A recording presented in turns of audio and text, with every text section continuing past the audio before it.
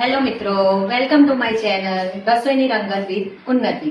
આજે આપણે બનાવીશું દરેક ઘરમાં બનતો બાળકોને પ્રિય એવો મમરાનો નવો નાસ્તો। તેના માટેના ઇન્ગ્રેડિયન્ટ્સ લીધા છે મેં હળદર, મરચું, મીઠું, મેગી મસાલો, હિંગ, સિંગદાણા, મરચાં અને લીમડીના પાન, તેલ, 500 ગ્રામ મકાઈની કાતરી, 500 ગ્રામ મમરા અને આ ક્વોન્ટિટીમાં 500 ગ્રામ જેટલું ચવાણું લીધું છે, જે મેં ઘરે બનાવેલું છે। જો તમે તેની રેસીપી જાણવા માંગતા હોય તો મને કોમેન્ટ બોક્સમાં જણાવી શકો છો। હવે આપણે એક પેનમાં તેલને ગરમ કરવા મૂકીશું।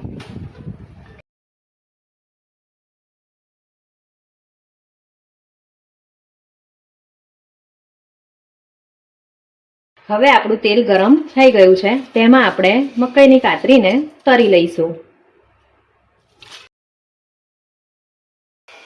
આ રીતે આપણે બધા જ મકાઈની કાતરીને તળી લઈશું। હવે આપણી મકાઈની કાતરી તરાઈને રેડી થઈ ગઈ છે। હવે આપણે સિંગદાણાને તળી લઈશું।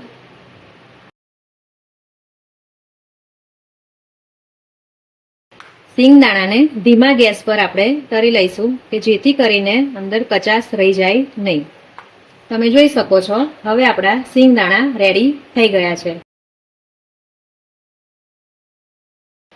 હવે આપણે એક મોટું વાસણ લઈ લઈશું। તેમાં સૌપ્રથમ આપણે જે તેલ વાપર્યું હતું, બચેલું તેલ છે તે એમાં રેડીશું।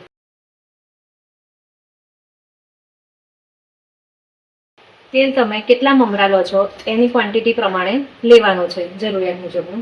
હવે આપણે તેલ ગરમ થઈ ગયું છે, તેમાં હિંગ નાખીશું। તેમાં લીમડી અને મરચાના ટુકડા કરી લીધા છે તે નાખીશું। તેમાં મમરા એડ કરી દઈશું। આપણે જે મસાલા રેડી કર્યા હતા, મીઠું, મરચું, હળદર અને મેગી મસાલો, તે એડ કરી દઈશું। હવે મમરાને બરાબર મિક્સ કરીશું। ધીમો ગેસ રાખવાનો છે। તમે આ મમરાની અંદર દરેલી ખાંડ એડ કરી શકો છો, પણ મેં જે ચવાણું બનાવ્યું છે તેમાં ખાંડ નાખેલી છે એટલે આમાં નાખી નથી। અને જો તમને ગળ્યો ટેસ્ટ ના ભાવતો હોય તો તમે તેને સ્કીપ કરી શકો છો।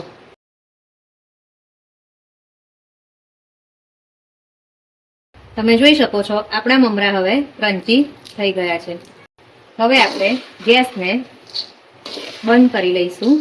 હવે તેમાં સિંગદાણા અને તળેલી મકાઈની કાતરી એડ કરીશું। ત્યારબાદ તેમાં ચવાણું એડ કરીશું। બધી જ વસ્તુને સરસ રીતે મિક્સ કરી લઈશું।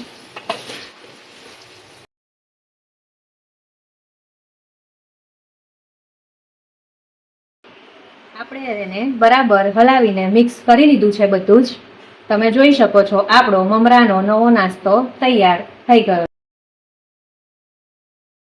આવીને આવી નવી વાનગી જોવા માટે મારી ચેનલને લાઈક, શેર અને સબસ્ક્રાઇબ કરવા માટે વિનંતી। Thank you for watching.